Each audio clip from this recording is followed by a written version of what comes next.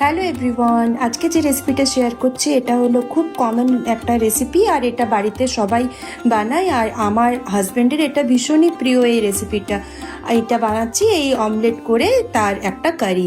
আমি জানো তো ঘরে যখনই বলি ডিম বানাবো, ওই হাজব্যান্ড বলে এরকম করেই বানাতে। তাই ভাবলাম তোমাদের সাথেও শেয়ার করি। আর আমার প্যানের দিকে তাকিও না, কারণ ফ্রাই প্যানটা অনেকটাই রান্না করে করে পুড়ে গেছে।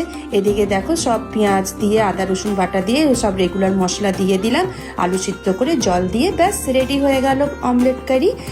সবসময় জানো তো প্রত্যেক দিন ওই এক গাদা তেল মশলা বা রিচ খাবার খেতে ভালো লাগে না, এরকমও কোনো কোনো দিন করে খেতে ভালো লাগে। তরকারিটা খেতে ভীষণ ভালো হয়েছিল।